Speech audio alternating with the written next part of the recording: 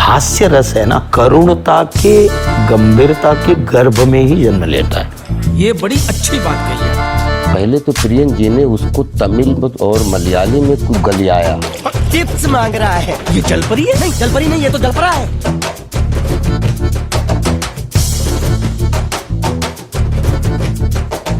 What is this? What is this? You don't know, idiot? Ashpa, come here. That Jabba Jabba was not my way.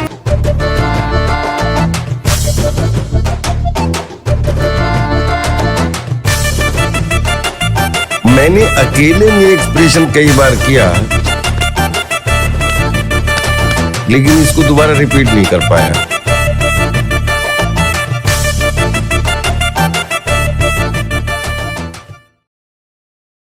तो मैंने चुप चुप के बचपन में देखी थी एंड आई रिमेम्बर कि उस वक्त ये मुझे कितनी ज्यादा अच्छी लगी थी। लेकिन यार अभी जब मैं इस मूवी के बारे में दोबारा सोच रहा था ना, तो मुझे बस इसके कुछ फनी गैग्स याद आ रहे थे।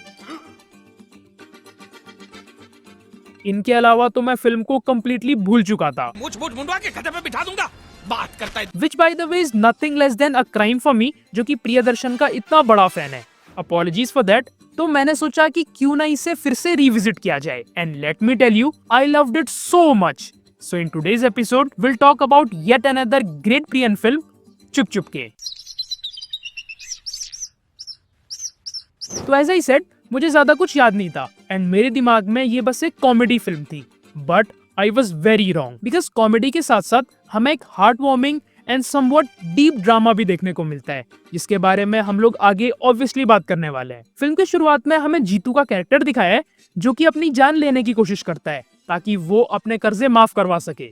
सिर्फ यही एक खेल बचा है मेरे पास। And this is a very classic Priyadarshan trope where our main character is in trouble, जो कि मोस्टली फाइनेंशियल होता है। वो क्या है कि पोटेशियम साइनाइड खरीदने की औकात नहीं है ना मेरी। अभी तक हम जीतू को अच्छे से जानते भी नहीं है क्योंकि उसका इंटरेक्शन टिल दिस पॉइंट सिर्फ अपने कर्जदारों से ही हुआ है एंड नाउ उसके जाने पे उसके करीबी लोगों के फ्लैशबैक्स के थ्रू हमें सेवरल इंस्टेंसेस देखने को मिलते हैं, जो कि एक तरफ तो काफी फनी है बट सीरियसली सोचा जाए तो जीतू की दयनीय हालत को बयां करते हैं। ये तो तरकीब है लेनदारों से बचने की। जब मैं मोर्चे में शामिल होकर निकलता हूँ ना, तो मेरे लेनदार मुझे पकड़ नहीं पाते। माँ को किए वादे पूरे न कर पाना, बाप को कर्जदारों के सामने शर्मिंदा कर देना, एक बेहद प्यार करने वाले इंसान को बदले में सिर्फ इंतजार देना और कर्जदारों को झूठे वादे। सच अ ट्रॉमेटिक सिचुएशन। ऐसा नहीं है कि मुझे जीने की ख्वाहिश नहीं, लेकिन और कोई चारा ही नहीं बचा। जीतू की हालत वाकई काफी खराब है, जिसमें दोष कहीं ना कहीं किस्मत का भी है। लेकिन ऐसी सिचुएशन में जब उस पर कोई भरोसा नहीं करता, तब only Puja was the one जो हमेशा उसके लिए इंतजार करने को तक तैयार थी। इवन यहाँ पे भी जब वो अलग होने की बात कह रहा होता है तो she not only rejects the thought but साथ ही उसे अश्योरेंस भी देती है कि शायद कभी तो चीजें ठीक हो जाएंगी। आखिर एक दिन हम साथ साथ जिएंगे ना। She was even wearing a yellow suit which signifies optimism. चाहे कितना भी वक्त गुजर जाए, कुछ भी हो जाए। खैर, it's time to meet another star कर्जदार, हमारे बंगाली बाबू गुंडिया and also मुच्छड़। ये मूछ तेरे बाप के खेत में नहीं उगाई है। लेकिन the actual king is Bandia. इसे हॉस्पिटल ले जाने के लिए तो आप अकेले काफी हो। My favorite character. This character is very naive and innocent. मतलब यार वो अनजाने में ही कुछ भी कह देता है। एक आइडिया है मेरे पास। क्या? इसका फोटो खींच के इसे दिखा के इससे पूछ लेते हैं ये कौन है, तब तो बताएगा ना ये कौन है। क्या बात है? ये आपको हमें दिखा रहा था। नहीं नहीं नहीं नहीं मैम साहब। कोनो घाघरो छोड़ी। आप दो ना, आप दो ना। He is unaware and genuinely curious to know things. एक बात बताओ, यहाँ के लोगों ने पिछले 2 साल से कपड़े नहीं धोए क्या? एक बात बताओ, इस घर में कितने परिवार रहते हैं? मतलब इन राक्षसों में से और भी एक बड़ा राक्षस है। 15-16 परिवार। हाँ, तो इसको घर क्यों बोलते हैं? इसको जिला घोषित क्यों नहीं कर देते? और यही चीजें असल में सीन्स को और भी ज्यादा फनी कर देती है। इवन उसकी पतलून बार बार लटकती रहती है और उसे रस्सी से बांधा हुआ है। जो ये छोटी छोटी चीजें है ना, ये सबकॉन्शियसली वर्क करती हैं and these are genuinely funny details.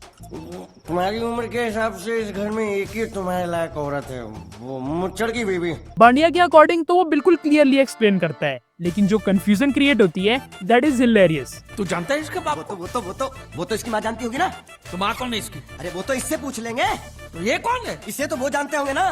तो तू क्यों बोला कि वो बोला? मैंने नहीं बोला कि वो बोला। तो तूने क्या बोला? मैंने बोला कि वो बोला। जो ये हॉस्पिटल वाला सीन था वो भले ही कुछ लोगों के लिए ओवर द टॉप हो सकता है, but not gonna lie, it worked for me. खोने के लिए कुछ भी नहीं था, ये दांत बेचारा तकलीफ नहीं दे रहा, साले ने जबरदस्ती उखाड़ लिया। अच्छा, चुप चुपके को जो चीजें इतना ज्यादा फनी बनाती हैं वो है पहले तो इसके gags, which by the way are not typical jokes और gags. They are basically normal lines जिन्हें हम लोग अपनी डे टू डे लाइफ में यूज करते हैं। इसे हॉस्पिटल ले जाने के लिए तो आप अकेले काफी हो। कॉल कॉल काटा, ये बड़ी अच्छी बात कही आप। चिप्स मांग रहा है, मालिक अब इतना खर्चा हो गया तो एक चिप्स ले लेते हैं।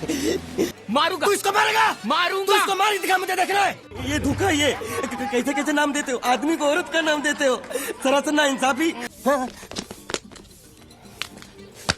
मैं बहुत अच्छी तरीके से कपड़े धोता हूँ, इसको बिल्कुल नहीं आता। अब इनकी खासियत क्या है कि ये कभी भी फोर्स नहीं लगते, साथ ही they are not exaggerated and that's why it feels very relatable. ऊपर से जिस तरीके के कैरेक्टर्स हमारे सामने हैं और जिन सिचुएशंस में उन्हें रखा गया है, तो वहाँ पे ये डायलॉग सिंपल होते हुए भी काफी फनी लगते हैं, जिसके लिए लेट नीरज वोरा जी की जितनी तारीफ की जाए उतना कम है। बट असल में यार इन ऑलरेडी अच्छे डायलॉग्स में भी जो जान फूंक देते हैं वो होते हैं एक्टर्स। ये परफॉर्मेंसेज ही हैं जो कि सिंपल लाइंस को भी हिलेरियस बना देती हैं।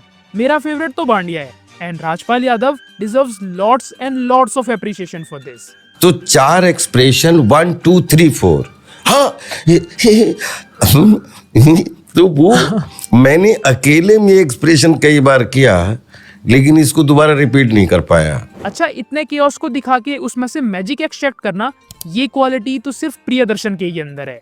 उनके फ्रेम्स कभी भी खाली नहीं होते, मतलब there is always something going on. ये चीज मैंने बिल्लू वाले वीडियो में भी कही थी and it can be noticed in चुप चुप के एज वेल। वो हर मोमेंट पे हमें रुकने का टाइम देते हैं एंड भले ही केओस है but the way that chaos is shown तो वो रज नहीं लगता। I hope I am making sense, but यार व्हाट आई मीन इज कि वाइड फ्रेम्स का काफी ज्यादा यूज किया गया है, जिससे हमें कंप्लीट एनवायरनमेंट दिखता है and that somewhere makes us feel कि वी आर देयर। कई मोमेंट्स तो स्लैपस्टिक होते हुए भी क्रिंज नहीं जाते, जिनमें इन सभी फैक्टर्स का एक अहम योगदान होता है। आप मेरे जैसे गरीब के बगैर एक पल नहीं रह सकते। This balance between slapstick and deadpan is perfect in these films. मतलब भले ही हमें पता है कि ये कॉमेडी ऑफ एरर ही है, लेकिन कैरेक्टर्स को कभी भी इतना ज्यादा क्रेजी नहीं बना दिया जाता कि वो इरिटेटिंग लगने लगे। एक और क्वालिटी प्रियदर्शन फिल्म्स की ये है कि whenever there is a very serious और ड्रामा सीन गोइंग ऑन तो उन्हें उसी सीरियसनेस के साथ डील किया जाता है। जैसे फॉर एग्जांपल भूल भुलैया में जब भी कोई हॉरर मोमेंट प्ले आउट हो रहा होता है तो उसके बीच में कोई अननेसेसरी या फोर्स्ड जोक नहीं होता, जिसकी वजह से सीन की इंटेंसिटी मेंटेन रहती है। सिमिलरली यहाँ पे जब ड्रामा दिखाया गया है तो बीच में कोई भी जोक इंटीग्रेट नहीं किया गया and this is the reason why drama also worked. Like this scene is very funny और यहाँ पे हम लोग हंस रहे होते हैं, लेकिन मंगल के आते ही बता वरना जान से मार दूंगा तुझे। अब सोचो कैसा होता अगर मंगल जीतू को मार रहा है और तभी जीतू जब्बा जब्बा करने लग जाए। बता वरना जान से मार दूंगा तुझे। हो गई ना सीन की ऐसी तैसी। यही मैं कह रहा था, कॉमेडी और ड्रामा के बीच में एक अच्छा बैलेंस है और ये दोनों कभी भी एक दूसरे को बुचर नहीं करते, उल्टा यार एक दूसरे को कॉम्प्लीमेंट ही करते हैं। गुंगा मेरा भी गया, बोझ भी गया और नाव भी मिल गया। थ्रूआउट द फिल्म हमें व्हाइट कलर का डोमिनेंस दिखता है which shows purity of characters.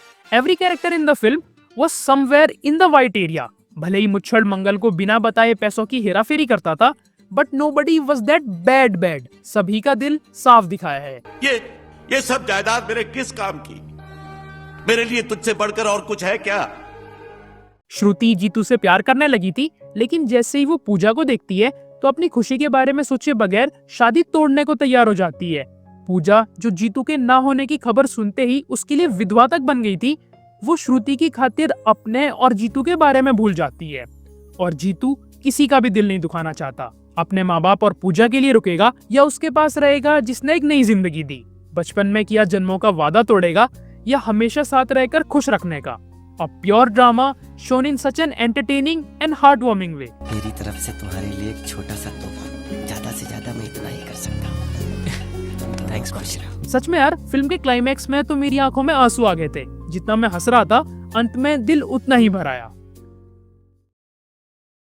So yeah, for me, चुप चुप के is a really funny as well as a wholesome film, जिसे मैंने तो बहुत ज्यादा एंजॉय किया।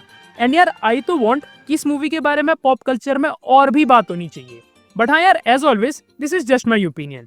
तुम लोग बताओ what are your thoughts and memories with Chup Chup Ke. बाकी don't forget to subscribe cause great content is on the way. So yes, that's it. And now that's Cinema Buff signing off.